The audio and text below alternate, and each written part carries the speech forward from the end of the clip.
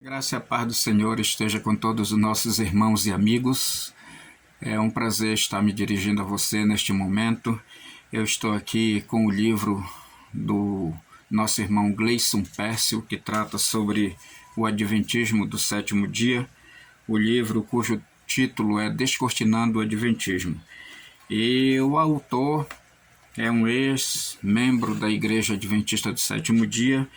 De acordo com o seu testemunho, ele diz aqui no seu livro, Descortinando o Adventismo, o volume 1, na página 25, eu passei mais de 25 anos nessa igreja, se referindo à Igreja Adventista do Sétimo Dia. E ele aqui também se gaba de ter todos os livros da senhora White. Eu quero esclarecer, a princípio, que eu não sou adventista do sétimo dia, mas eu estudo e conheço um pouco a doutrina adventista do sétimo dia.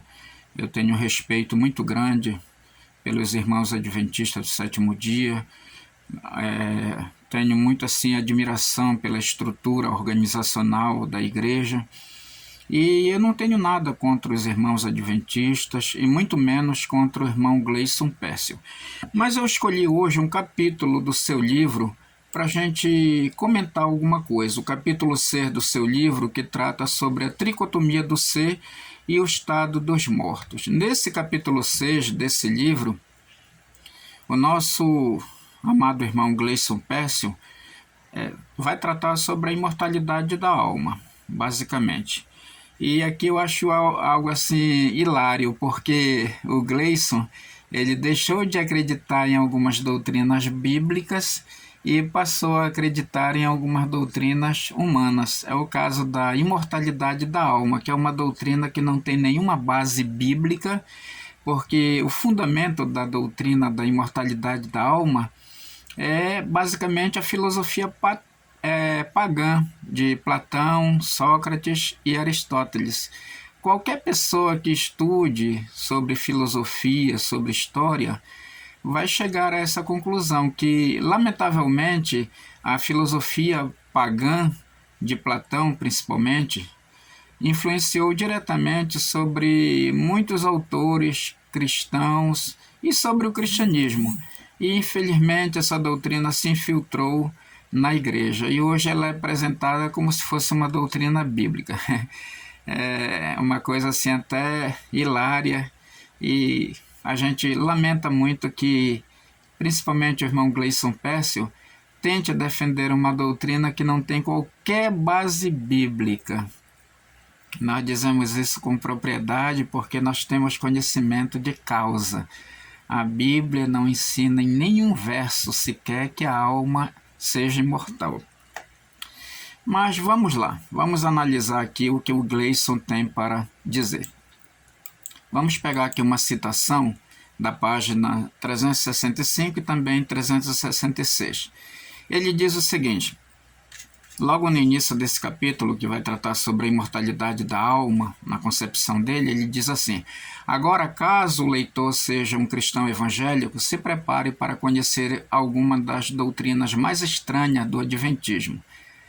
Entre elas estão a chamada doutrina do sono da alma. Observem aqui que ele considera a doutrina do sono ou da morte da alma como uma doutrina estranha. Então, nós vamos ver se de fato essa afirmação do senhor Gleison Pércio tem alguma lógica, tem algum fundamento bíblico. Será que realmente a doutrina da mortalidade da alma é uma doutrina estranha? É uma doutrina exclusiva do Adventismo ou é uma doutrina bíblica? Eu creio que a alma morre. Eu não sou adventista do sétimo dia. E eu acredito que, assim como eu, muitos irmãos cristãos, evangélicos, os judeus, creem que a alma é mortal, ou que ela está sujeita à morte. Mas vamos prosseguir. O Gleison diz assim: sono da alma. É uma crença adventista. Observem aqui que ele diz que é uma crença adventista. Ele não diz que é uma crença bíblica, que diz que entre a morte e a ressurreição de um indivíduo, seja ele ímpio ou justo, tal pessoa não possui qualquer consciência e vive numa espécie de limbo intermediário, num estranho estado de não existência dormente.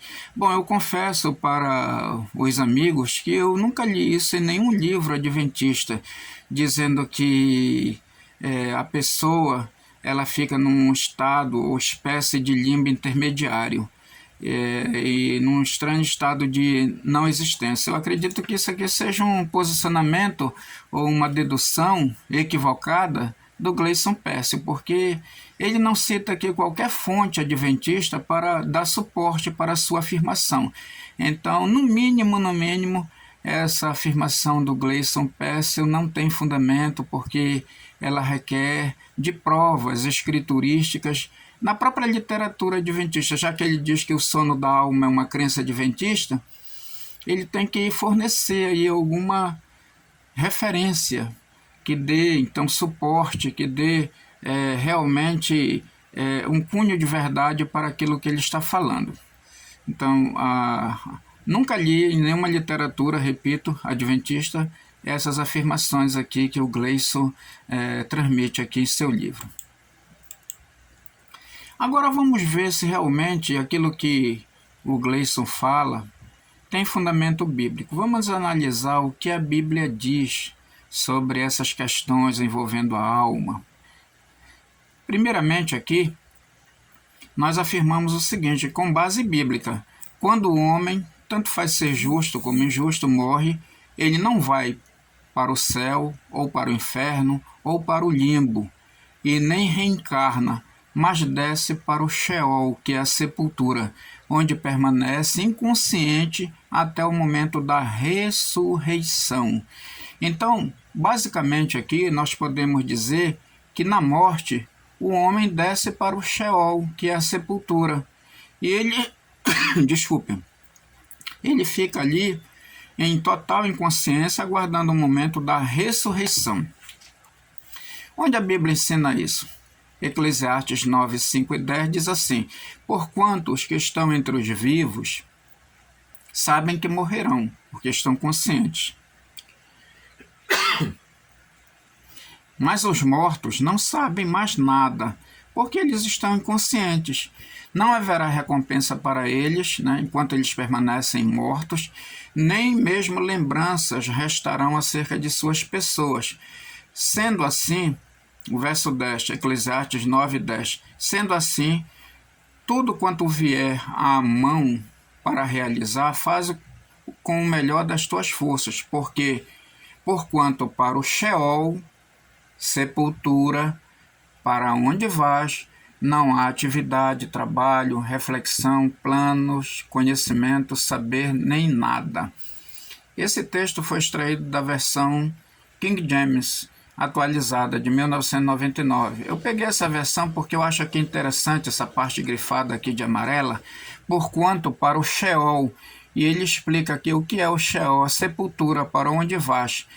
Observem, amigos, que a Bíblia é muito clara em dizer qual é o destino do homem após a morte, porquanto para o Sheol, a sepultura, para onde vais.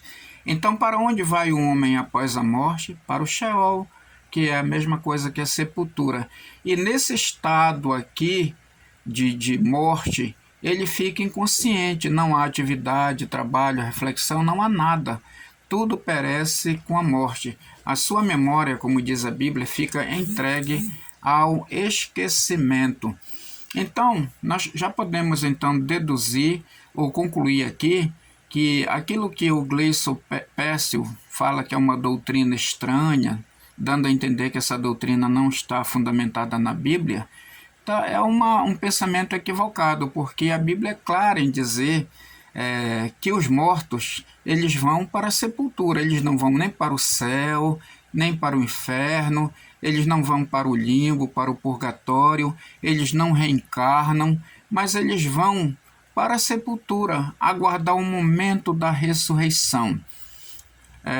Nós costumamos sempre fazer uma pergunta para as pessoas quando nós comentamos esse assunto. Bom, se a pessoa ao morrer, ela vai para o céu se ela for justa, ou para o inferno se ela for injusta, vai para um desses dois destinos, conforme a sua condição espiritual, sendo justa ou injusta. Se após a morte a pessoa vai já para o seu destino final, então que motivo há para a ressurreição? Quem é que vai ressuscitar se todo mundo já está no céu ou no inferno? Então não há motivo para a ressurreição. Então observem como é séria essa doutrina que fala da imortalidade da alma, que quando a pessoa morre vai para o céu ou para o inferno, porque anula uma doutrina básica das Escrituras, a doutrina da ressurreição. Se quem morreu está no céu, então não precisa ressuscitar. Ressuscitar para que se já está no céu? Vamos prosseguir aqui. Sendo assim, aqui eu vou ler Jó 10, 18 e 19. Sendo assim, por que me fizestes deixar o ventre materno? Aqui Jó está questionando Deus por causa do seu sofrimento. Ah, se eu tivesse simplesmente morrido antes que alguma pessoa me tivesse visto, seria como se eu jamais tivesse existido. Então Jó sabia que quando a pessoa morre, ela passa para um estado de inexistência, ela deixa de existir. E aqui, e do ventre de minha mãe teria sido levado diretamente para a sepultura. Então Jó está falando aqui da morte, e ele mostra qual é o destino do homem após a morte. Ele é levado diretamente para a sepultura, ele não vai diretamente para o céu, se ele for justo, e nem diretamente para o inferno, se ele for injusto. Vai para a sepultura, porque ali na sepultura ele fica guardado, esperando o momento da ressurreição. E enfim, aqui eu novamente questiono o Gleison Perso. Será então que a Bíblia está errada quando diz que a pessoa, quando morre, ela vai diretamente para a sepultura? É esse o ensinamento bíblico, é isso que eu encontro nas Sagradas Escrituras, totalmente diferente daquilo que o Gleison afirma no seu livro. Não é efêmera a minha vida, continua Jó, capítulo 10, versos 20 a 22. Não é efêmera a minha vida, abandona-me para que eu possa ter um momento de paz e contentamento, antes que eu vá para o lugar do qual não é mais possível retornar, para a terra do desconhecido, do silêncio, das densas sombras, das trevas fechadas como a noite mais escura, lugar do caos absoluto, onde a própria luz é como a escuridão eterna. Eu pergunto para o Gleison, que lugar é esse de silêncio e de densas sombras que Jó está falando aqui? Onde é essa terra aqui que ele fala que é considerada como o lugar do esquecimento? Só pode ser a sepultura. Não pode ser o inferno, porque de acordo com a crença sobre o inferno é um lugar onde tem fogo. Ora, se lá no inferno tem fogo, então não pode ser um lugar de densas sombras, de trevas fechadas, escura como a mais escura noite. Deve ser um lugar iluminado, porque tem um fogo terrível lá ardendo dia e noite, segundo a crença popular. Só que aqui Jó ele fala claramente que após a sua morte, ele iria para esse lugar, que só pode ser considerado aqui, ou só podemos chegar à conclusão que ele está falando aqui que ele está se dirigindo para a sepultura, antes que eu vá para o lugar do qual não é possível retornar, para a terra do desconhecido, do silêncio, das densas sombras, das trevas fechadas. Esse lugar só pode ser poeticamente aqui retratado por Jó como a sepultura. Continua Jó 7, 16 e 21. Sinto desprezo pela minha vida, sei que não viverei nesta terra para sempre. Portanto, deixa-me, porquanto os meus dias não têm o menor sentido, porque não perdoas as minhas ofensas, não apagas de vez os meus pecados, porquanto em breve me deitarei no pó. Tu me procurarás, contudo eu já não mais existirei. Então, duas coisas aqui nós destacamos. Jó disse que após a sua morte, ele deitaria no pó, ou seja, seria sepultado e retornaria ao pó. Ele não disse que ia para o céu, para o inferno, para o limbo, o purgatório ou reencarnaria. Em breve me deitarei no pó. É esse o destino do homem após a morte, o pó da terra. E outra coisa também, nesse pó, o ser humano, após a morte, ele fica no estado de inexistência. Eu já não mais existirei. Ele deixa de existir como uma criatura viva, como uma pessoa que desfruta de vida. Ele passa a um estado de inexistência. E nesse estado de inexistência e também de inconsciência, ele fica ali na sepultura aguardando o momento da ressurreição. É esse o ensino das Sagradas Escrituras. Observem aqui que, por ocasião da suposta morte de José, Jacó lamentou quando os seus filhos levaram para ele a notícia da morte trágica de José. Só que tudo era mentira, né? Só que Jacó acreditou e pensou que de fato José estava morto. E aí, indignado, José rasgou as suas vestes, Jacó rasgou as suas vestes, vestiu-se de pano de saco, conforme a tradição, e pranteou durante muitos dias por seu amado filho.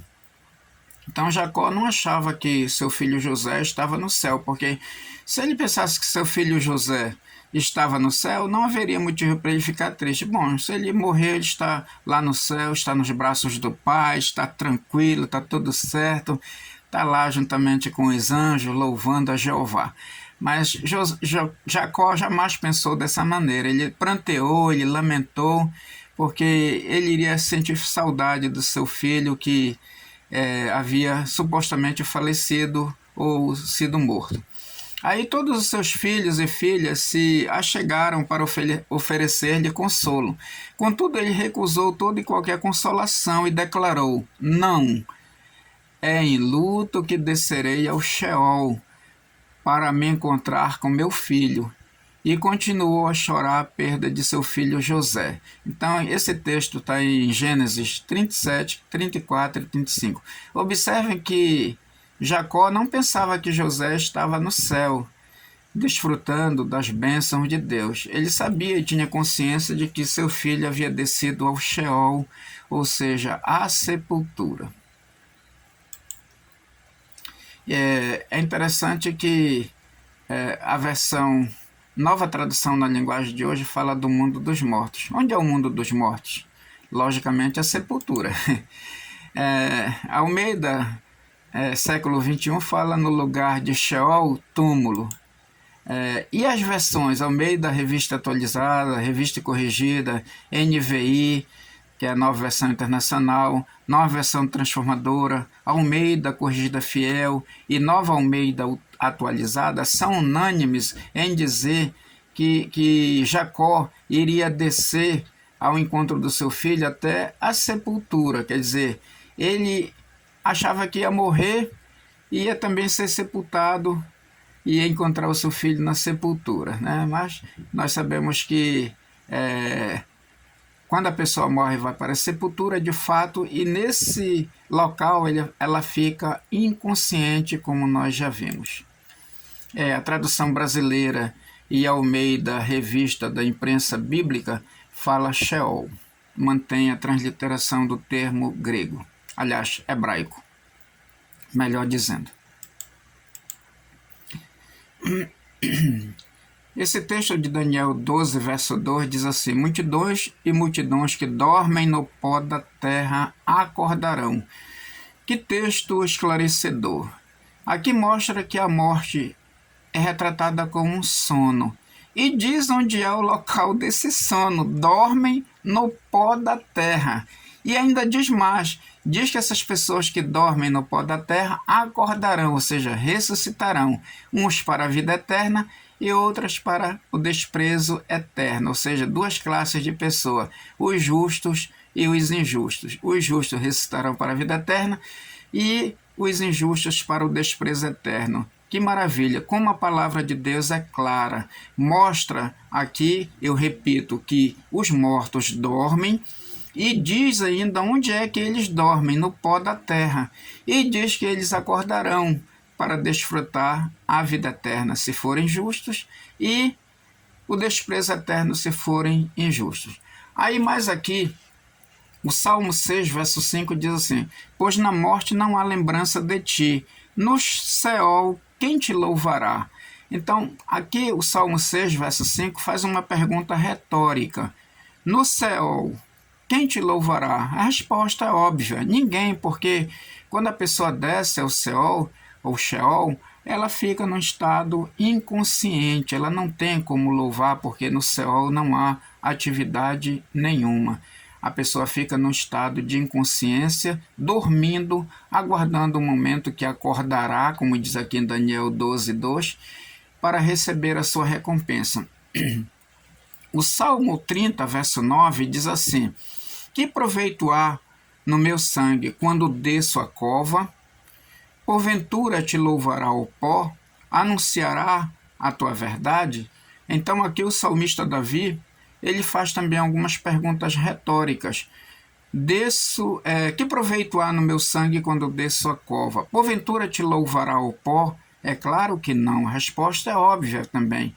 A pessoa quando desce para a sepultura e volta para o pó, de acordo com Gênesis 3:19, tu és pó e em pó te tornarás. Lá no pó da terra, ninguém tem condição de louvar ao Senhor, porque no estado que se encontra morto, o ser humano não tem condição de realizar nada. Ele realiza alguma coisa enquanto está vivo. Outro texto aqui, Salmo 88, 10-12. Será que farás maravilhas para os mortos? É claro que não, né? Enquanto a pessoa está morta, ela está inconsciente. Ou será que os finados se levantarão para te louvar? Claro que não. A tua bondade será anunciada na sepultura. Ninguém vai lá no cemitério pregar para os mortos, porque todos eles estão ali inconscientes, dormindo. A tua fidelidade nos abismos, acaso nas trevas se manifestam as tuas maravilhas, e a tua justiça na terra do esquecimento? Novamente aqui a expressão aparece na terra do esquecimento, se referindo à sepultura. O Salmo 115, 17-18 diz assim: os mortos não louvam ao Senhor, nem os que descem ao silêncio, mas nós bendiremos ao Senhor.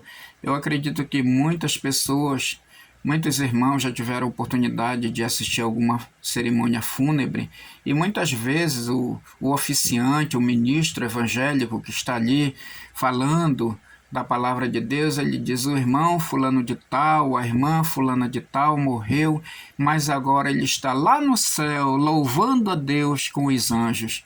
Só que é mentira, porque a Bíblia não ensina nada disso, a Bíblia ensina o contrário. Os mortos não louvam ao Senhor, nem os que descem ao silêncio. Então essa mensagem aqui da palavra de Deus, ela confronta essas pessoas e mostra que elas estão em um erro tremendo, porque dizem uma coisa e a Bíblia ensina algo totalmente diferente.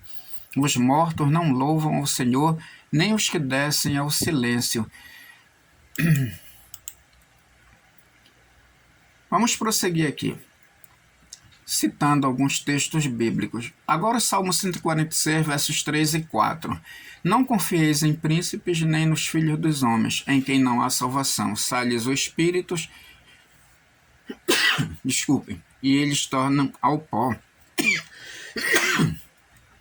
Nesse mesmo dia perecem todos os seus desígnios.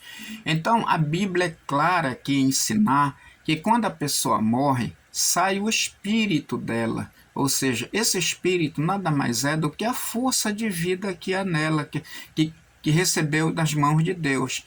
Quem dá a vida ou espírito para todos os seres vivos? É Deus. Na morte, Deus recolhe essa força de vida que há no ser humano, que foi dada por ele, e aí a pessoa morre e volta para o pó. Ela não vai para o céu após a morte, ela volta de onde ela foi tirada, do pó da terra. E aí nesse dia perecem todos os seus desígnios, ou seja, todos os seus pensamentos. A pessoa fica inconsciente. Está ouvindo? É isso que a Bíblia nos ensina, é isso que a Bíblia ensina, totalmente diferente daquilo que o irmão Gleison Pércio ensina no seu livro sobre o Adventismo, Descortinando o Adventismo. Outro texto, Daniel 12, 13. Deus promete para Daniel: quanto a você, siga o seu caminho até o fim, você descansará. Então a morte é um descanso, na morte a pessoa vai descansar. E ao fim dos dias se levantará para receber a sua herança. Observem aqui algo interessante. Deus não disse para Daniel: olha, Daniel, você vai morrer e você vai subir aos céus e vai ficar aqui na minha companhia. Não, você descansará, ou seja, na sepultura, e se levantará, porque haverá uma ressurreição. E só após ele se levantar da morte, ou seja, ser ressuscitado, que ele vai receber o quê? A sua herança, a sua recompensa. Daniel 12, 13. Então observem que a recompensa do justo é dada por ocasião da ressurreição, quando ele se levantar da sepultura. Vejamos o que Jesus disse em Lucas 14, 14. E você será bem-aventurado pelo fato de não terem eles com que recompensá-lo. A sua recompensa você receberá na ressurreição dos justos. Então, quando é que a pessoa recebe a sua recompensa? Quando ela morre e vai para o céu, desfrutar da presença de Deus? É claro que não. A recompensa do justo é dada na ressurreição dos justos. Então, a recompensa eterna é uma esperança escatológica, está no futuro. Muitos pregadores, até pregadores e teólogos famosos, dizem que quando a pessoa morre, se ela for justa, imediatamente ela vai para o céu. Mas em nenhum texto bíblico nós encontramos esse ensino. É um equívoco muito grande das pessoas dizerem que a pessoa quando morre vai imediatamente para o céu. Então não esqueça, a sua recompensa você receberá na ressurreição dos justos. Quem disse isso? Jesus. E Jesus não mente, Jesus não se engana. A pessoa não é recompensada com o céu logo após a sua morte. Isso é invencionice do Gleison e de todos esses teólogos imortalistas que não acreditam que a pessoa após a morte vai descansar. Infelizmente, nós temos que ser mais enfáticos e até contundentes para confrontar esse erro que tem levado muitas pessoas para um caminho que não tem nada a ver com o ensinamento da palavra de Deus. Vamos prosseguir aqui. Porque assim como em Adão todos morrem, assim todos serão vivificados em Cristo, cada um, porém, na sua ordem. Cristo, as primícias, depois os que são de Cristo na sua vinda. 1 Coríntios 15, 22 e 23. Esse texto aqui, extraído de 1 Coríntios 15, é interessante. Seria importante que cada um lesse todo o capítulo 15 de 1 Coríntios, onde Paulo faz uma defesa da ressurreição dos mortos. Ele mostra que essa doutrina é bíblica, ele está diretamente aqui confrontando os gregos, porque os gregos pregavam a imortalidade da alma, que a alma após a morte se dirigia para um paraíso conhecido como Campos Elíseos, e ficava ali desfrutando das bem-aventuranças daquele paraíso. Só que 1 Coríntios 15 é uma defesa apologética de Paulo, mostrando que todos serão vivificados em Cristo, ou seja, todos serão ressuscitados em Cristo. Cristo foi o primeiro a ressuscitar, por isso ele é chamado de as primícias dos que dormem. E depois os que são de Cristo. Mas quando esses irão ressuscitar? Quando os justos irão ressuscitar? Na sua vinda. Então os justos irão ressuscitar na vinda de Cristo. E esses justos estão aonde? Estão na sepultura, aguardando o momento da ressurreição. Basta ler João capítulo 5, versos 28 e 29 para se certificar dessa verdade. Jesus disse: a vontade do Pai que me enviou é esta, que nenhum de todos os que me deu se perca, mas que o ressuscite no último dia.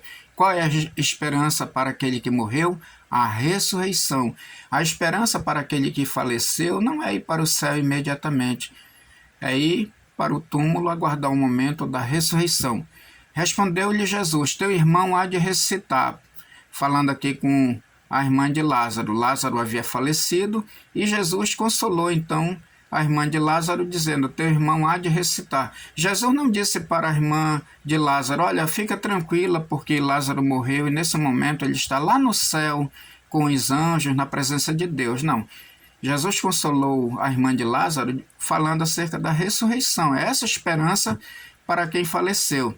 Aí a irmã de Lázaro disse: eu sei, replicou Marta, que é a irmã de Lázaro, que ele há de ressuscitar na ressurreição do último dia. Então, observem que Marta não disse assim: Senhor, eu sei que ele morreu, mas neste momento ele está lá no céu com os anjos louvando a Deus.